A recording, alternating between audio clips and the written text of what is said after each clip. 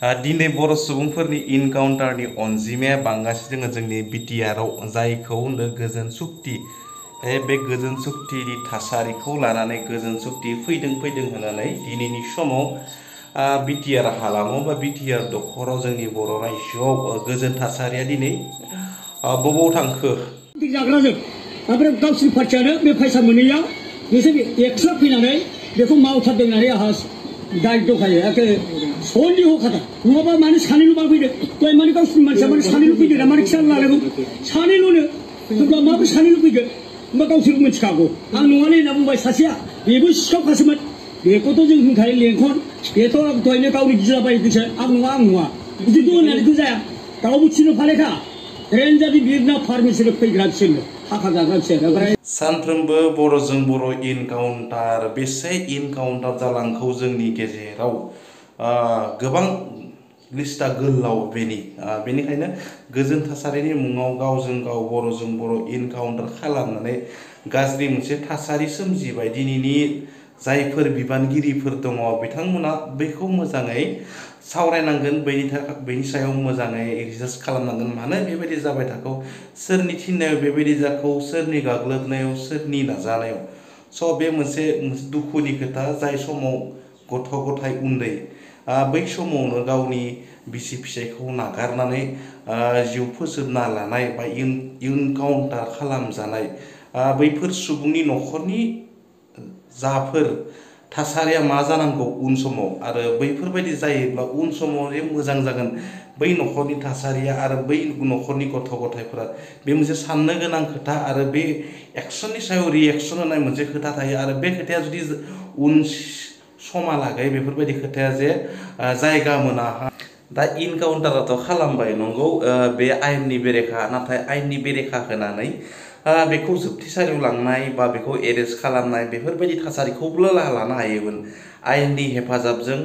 मानोना हाग्रा बिफाननि दिनैनि एम रनजित बसुमतारी सारा बिथांनि दैदेननायावथ' दिनै बेफोरबायदि थासारिया जादों हाग्रा बिफाननि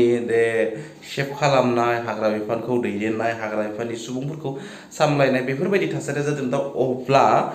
बेफोरबायदि थासारिखौ लानानै आयेननि हेफाजाबजों बिथांखौ एरेस्ट खालामनो हागौमोन बा न'निफ्राय लाबोनो हागौमोन एरेस्ट खालामनानै बेफोरबायदि साजा होनो हागौमोन नाथाय बेफोरबायदि साजा होआलासिनो दिनै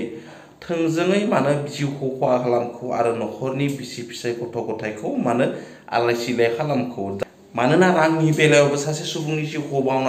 बायनानै मोना बेनिखायनो रां होनानै मा जानो रां होनानै थाबाबो रां होबाबो गावनि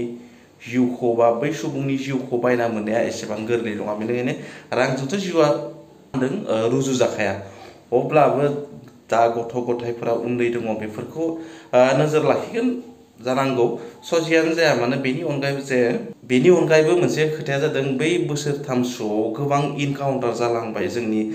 बिटिआरआव बर' हालामाव बे मोनसे दुखुनि खोथा आरो बेफोरखौ गोजोन थासारि फैदों होननानै गोजोननि बेलायाव गोजोन थासारिनि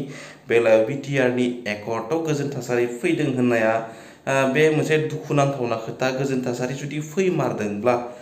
बैफोरबायदि थासारिया जोंनि समाजनिफ्राय मानो गोमायाखै जोंनि हालामनिफ्राय मानो जानगार जायाखै बे मोनसे साननांगौ मोनसे गोनांथि खोथा बेजों लोगोसे इएम मुसलपुर समष्टिनि राकेश ब्रह्म बिथाङा खानाय सिननायनि मेला फाथिदों नामा বিশ্বকর্মা উপলক্ষে হেয়ার কাটিং চলি আছে এতিয়া আমার কাকা আমার বর্দেকার চুলি কাটিং চলি আছে অলপ পিছত মেনেজাৰ বাবুৰ চুলি কাটা হ'ব